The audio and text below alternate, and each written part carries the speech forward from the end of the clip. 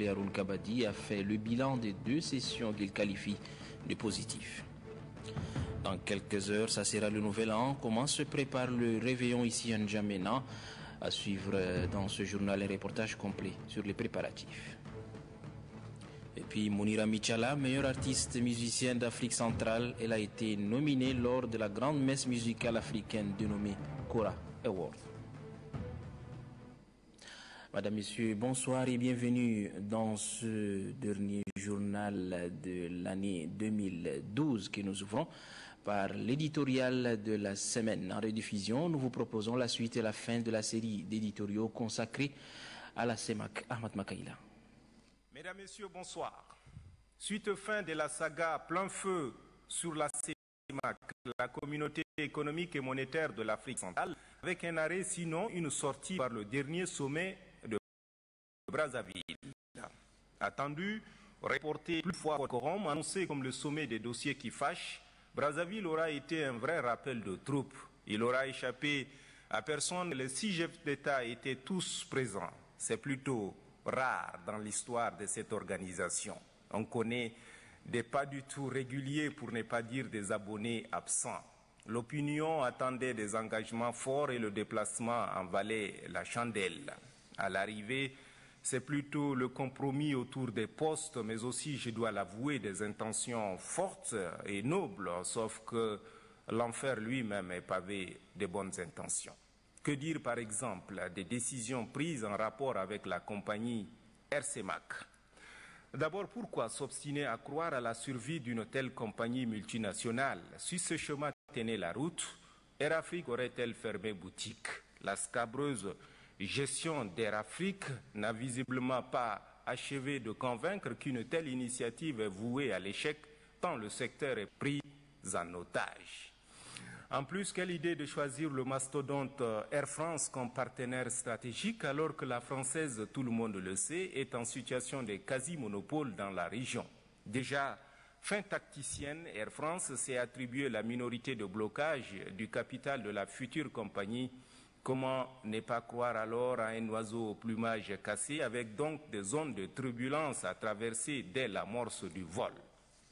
Aussi longtemps qu'on n'aura pas cherché à comprendre pourquoi 11 pays africains réunis n'ont pu réussir à faire vivre une compagnie aérienne commune, qui plus était une fierté pour le continent en ce sens qu'elle portait sur ses ailes le nom de tout un continent, la bien nommée Air Afrique. Il nous sera, selon toute probabilité, pénible de s'affranchir dans ce secteur convoité où tous les coups sont mis, même les coups bas. Mais la moindre erreur est fatale. À remarquer que, comme par hasard, Air France était présente à la naissance d'Air Afrique le 28 mars 1961 et à l'enterrement, si ce n'est pas elle qui aura lu l'oraison funèbre le 7 février 2002. Aujourd'hui, encore, l'histoire semble pédaler à reculons. Alors, de 2 choses l'une. Ou notre ciel ne nous appartient pas, et donc pour y aller, il nous faut un passe droit, ou nous sommes des piètres gestionnaires. Dans les 2 cas, nous sommes en asymétrie avec le discours officiel. Pour en revenir au passeport CEMAC, la libre circulation ne pouvait-elle pas se faire avec nos documents nationaux, puisque nous ne sommes que 6 nationalités? Ne suffisait-il pas d'installer des lecteurs aux frontières? Soit dit au passage, le coût des nombres de missions faites par le président sortant de la Commission en rapport avec le passeport CEMAC aurait largement suffi pour l'installation d'un système de lecture commune des documents de voyage. Paradoxe d'une organisation fatalement budgétivore, inopérante et absolument inefficace, avec comme pour distraire et amuser la galerie des projets surréalistes. Comment envisager la relance d'une machine aussi grippée sans revoir toute la gouvernance? Mais au fond, je pense à mon avis que cette organisation est à repenser. Dans sa forme et sa gouvernance, il est à craindre qu'un jour les chefs d'État annoncent que la CEMAC aura vécu vivement lundi prochain.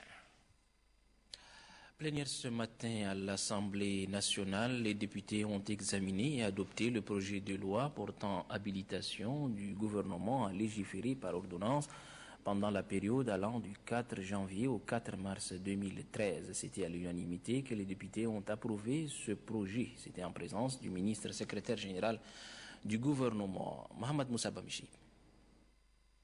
Ce projet de loi présenté à l'Assemblée nationale par la Commission politique générale, institution, loi, affaires administratives et judiciaires autorise le gouvernement à légiférer par ordonnance pendant la période d'intercession allant du 4 janvier au 4 mars 2013. Le projet stipule que la loi d'habilitation n'est valable que pour les ordonnances portant sur des matières relevant de l'article 121 de la Constitution. Il est notifié dans ce projet qu'à la fin de l'intercession, les ordonnances prises doivent être soumises à l'Assemblée nationale pour ratification. Sinon, elles deviennent une fois le délai de ratification expiré. Selon le projet, la loi d'habilitation traite des dispositions finales. Ce rapport sur le projet de loi portant habilitation du gouvernement à légiférer par ordonnance pendant la période de vacances parlementaires a fait l'objet d'un examen par les députés. Selon les députés, l'adoption de ce projet de loi d'habilitation est nécessaire pour permettre au gouvernement de poursuivre l'exécution de son programme politique pendant la période d'intercession. Représentant le pouvoir exécutif à cette plénière, le ministre secrétaire général du gouvernement, Samir Adam Anour, s'est félicité de la confiance de l'Assemblée nationale faite au gouvernement. Il a rassuré la représentation nationale que le gouvernement respectera les textes l'autorisant à légiférer par ordonnance.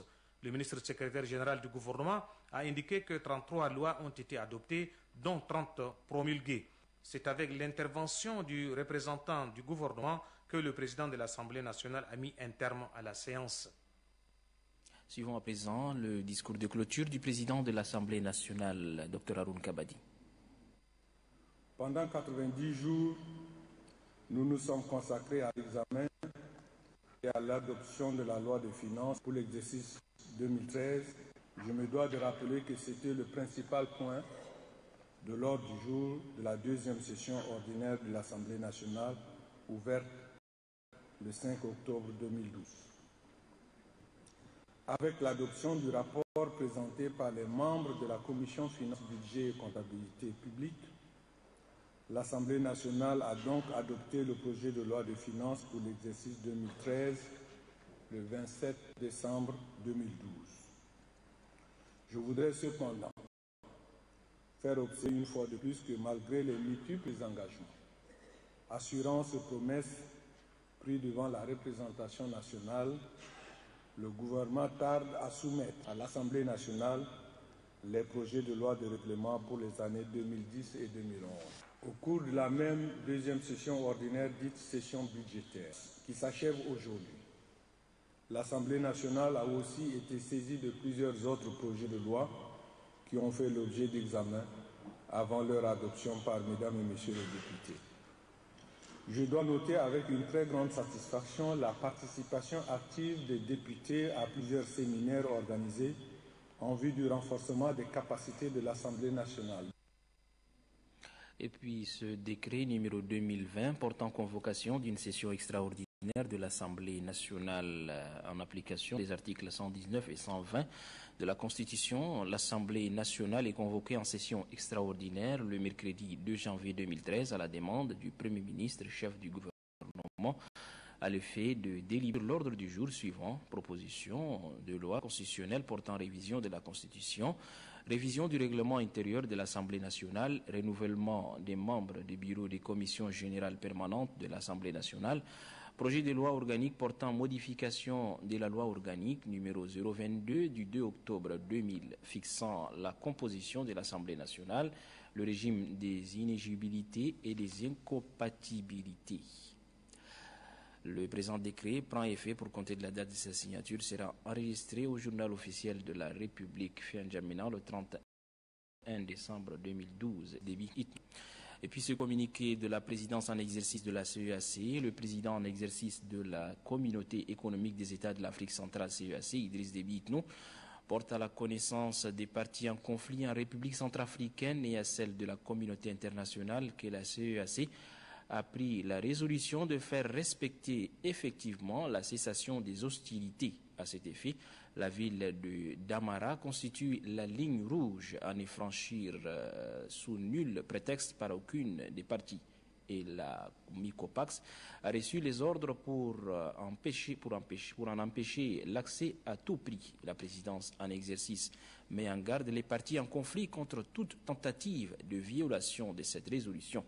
En outre, elle en appelle à la cessation immédiate des violations des droits de l'homme et notamment les arrestations des personnalités politiques ou des parents et supposés partisans des insurgés. C'est un communiqué qui porte la signature du directeur général de la communication à la présidence, Dieudonné Dionabaye. L'an 2013, c'est dans quelques heures. Le Premier ministre Emmanuel Nadingar passera le réveillon avec les militaires à Faya, où il est arrivé cet après-midi. Le film avec Doba Robert. Le Premier ministre Emmanuel Nadingar est à Faya, la chef-lieu de la région de Bourkou. Accompagné par quelques membres du gouvernement, Emmanuel Nadingar est venu célébrer la 8e édition de la fête nationale de l'armée. Il est accueilli par le chef d'état-major de l'armée des terres, le général de division Yambay Massira Abel.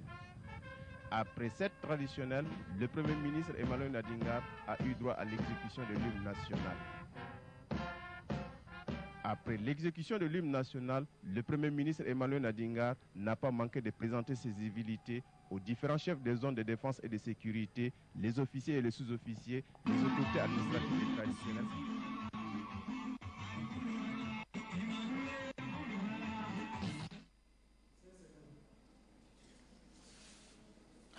La ville de N'Djamena vit au rythme de la fête du Nouvel An. Pour en savoir un peu plus sur les préparatifs du réveillon, une équipe de la Télé-Tchad a fait le tour de la ville. Suivez plutôt le reportage de Melgar Lanmelaguer. L'ambiance est bonne partout à la veille de la fête du Nouvel An. Les marchés continuent d'avoir des affluences de certaines personnes qui n'ont pu achever les préparatifs de la dite fête.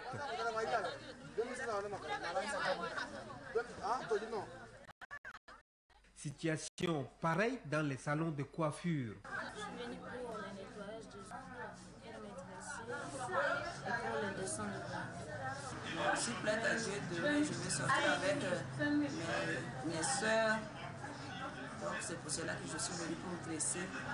C'est une fête, donc c'est tout le monde qui est heureux. Pour être heureux, il faut être joli. Donc c'est ça. Tout le monde n'est pas au rendez-vous de cette fête du Nouvel An.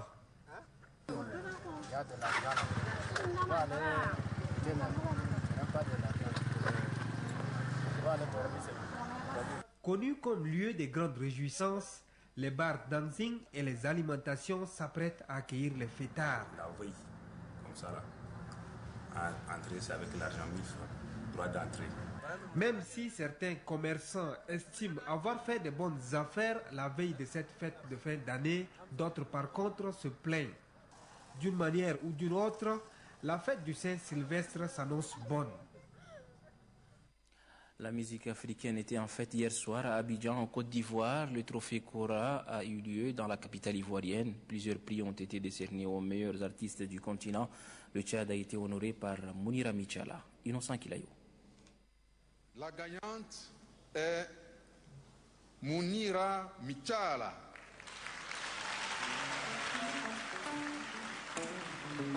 Mounira Michala, sacrée meilleure artiste musicienne d'Afrique centrale.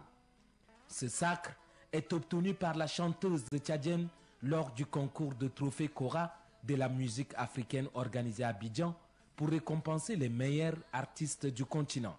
À Abidjan, Mounira Michala a convaincu le jury avec sa belle voix et sa chanson qui appelle les femmes africaines à s'unir pour un même combat. Ma mère qui s'est sacrifiée pour moi, le trophée à elle. Je remercie beaucoup aussi mon père, mes frères et sœurs, le ministre de la Culture et vous tous. Merci beaucoup. Né en 1979, Mounira Khalil, de son vrai nom, a commencé la musique très jeune dans la capitale. Son deuxième album, Taloulena, qui rend hommage au Tchad, a eu le prix découverte RFI le 28 septembre 2007 à Conakry. Avec ce trophée, Cora de la musique africaine, Mounira Michala inscrit une fois de plus le nom du Tchad sur la scène internationale. Les trophées de la musique africaine qui viennent de se dérouler à Abidjan, en Côte d'Ivoire. ont été retransmises en direct par plus de 100 chaînes de télévision internationales, ce qui est une occasion pour Mounir Hamid Tchalla de faire découvrir la musique tchadienne au-delà des frontières. Et puis ce communiqué avant de nous séparer, la direction générale de la réserve stratégique de la présidence de la République procédera au tir de feu d'artifice à la place de la Nation ce jour 31 décembre de 20h à 24h. À cet effet, il est demandé à la population de garder son calme et vaquer normalement à ses occupations. Voilà, c'est ici que s'achève ce journal. Merci de l'avoir suivi. Bon réveillon à tous, surtout pas des dégâts.